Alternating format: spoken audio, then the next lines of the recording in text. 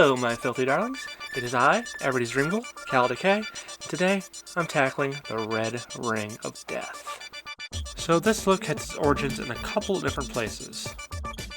The first, of course, being the lovely system of red lights that would show on your Xbox 360 when the system was showing some kind of error or completely bricked. And the other being these lovely red ring contact lenses I got from Clink Lens. So, admittedly, I had no idea what I wanted to do with those lenses when I got them. And a few days later, of course, though, at work, I get to thinking about old game consoles, and the phrase Red Ring of Death ran through my head because that's what happened to my 360, and it just all kind of came together so fucking beautifully. So, since I'm once again trying to make myself at least partially paler than the palest part of my already pale ass, I'm using my LA Girl Pro Color Foundation Mixing Pigment as a base. But since I'm only going to do the upper part of my face, I'm again only doing this for my cheekbones and up, but I'm also including my entire nose, as well as the area above my upper lip.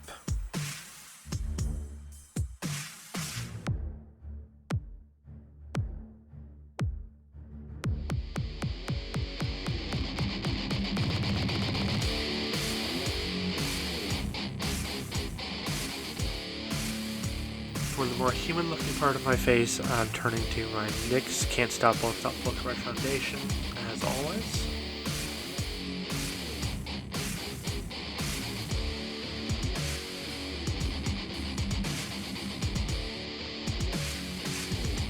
And since I'm once again trying to go for absolutely ghostly white, well, you guessed it, I'm again turning to my Wet n Wild face paint for a second coat on top of the LA Girl.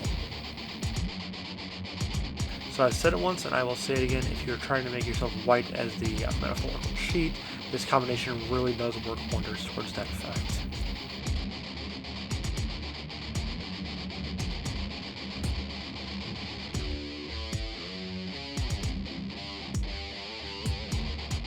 And to give my mouth a little more definition, I'm using a white lipstick from Wet n Wild. So when I came up with this concept, I decided that I wanted the white portion of my face to look very mask-like.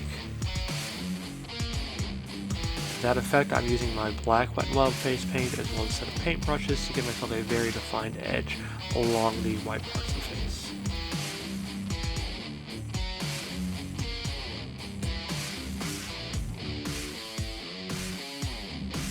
And to make this look definitely skullish, I use a technique I've seen Cynthia Doll do, to just kind of paint a couple of triangular shapes on my nose around my nostrils.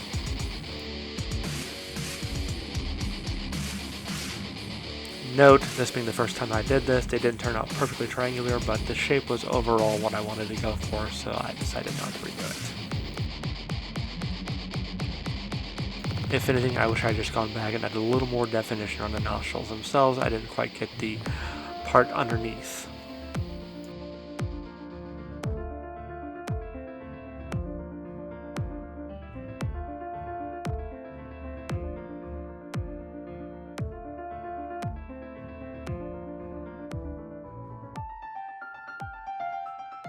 To contour the white parts of my face, I'm of course using my DeKay and Horror palette.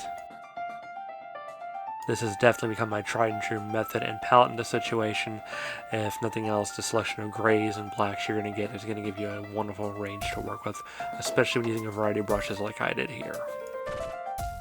As you can see, I spent a lot of time working around the hollows of my face, as well as focusing very heavily on trying to get a nice defined shadowy line along the lower ledge of the, we'll call it a mask at this point. I want to make it was definitely sitting up a little bit away from the skin and had contours of its own beyond those that my face already provides.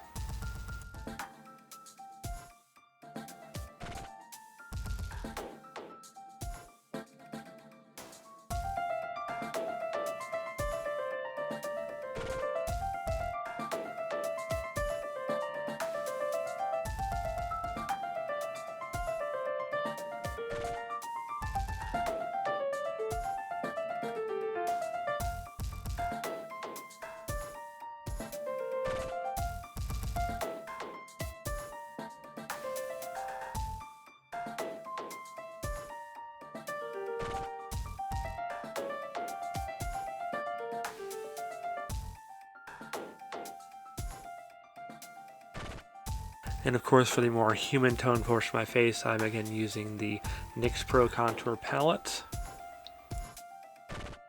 I'm really trying to hit the edge of the mask as well as my jawline to make sure that you can definitely see there's supposed to be a differentiation between the upper and lower parts of the face.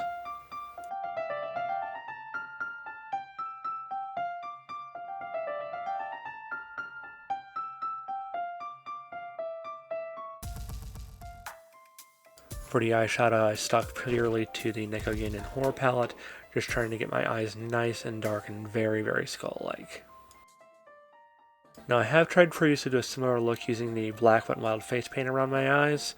I did not really care for that, it looked a little too flat for my liking, so turning to the DeKay palette gave me a lot more opportunity for definition.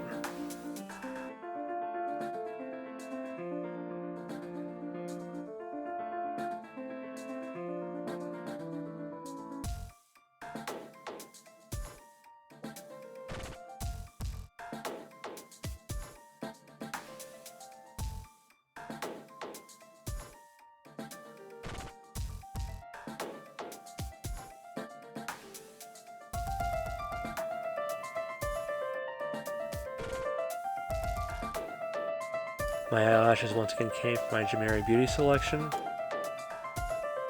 Looking back and really thinking about this, the idea of putting eyelashes on a skull-like masked face really is kind of unusual, but hey, this is drag and it's a little weird and it's a lot of fun, so, you know, I like the way it came out.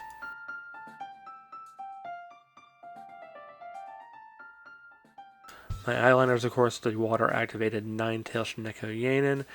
Didn't go for anything too complex, just a little bit of extra definition on the upper and lower lids.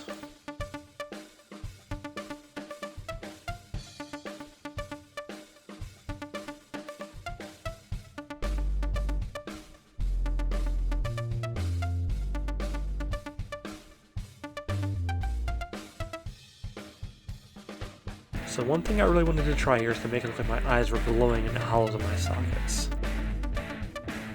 So I used one of the silvery shades from the DeKay Horror palette, as well as one of the brighter shades from my red NYX palette, to touch up just a little bit, just around the edges of my eye, just over the eyeliner, to make it again look like my eyes were glowing from within.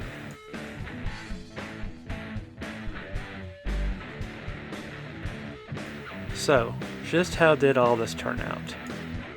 So the costume for this really was kind of throw together and a mashup of ideas. And I think I landed somewhere between sexy cyberpunk assassin and literal Grim Reaper. It really is kind of a weird concept and execution, but I kind of like it, to be honest with you. I feel like it really is just playful and pure me coming out here. I mean, going with very little game plan and come out with something that, hey, it might not be the most normal, but at least fun. I think if anything, I would have liked to have made some more adjustments to the mask portion of the face, made it a little more defined and a little more detailed. But overall, from a conceptual place, I do think the makeup was a very good start, and it'll probably lead to something better on down the way. But as is, we are done for now. So I want to say thanks for watching, my filthy darlings. I'll be seeing you in the next video, but you take care of yourself until then. Goodbye for now.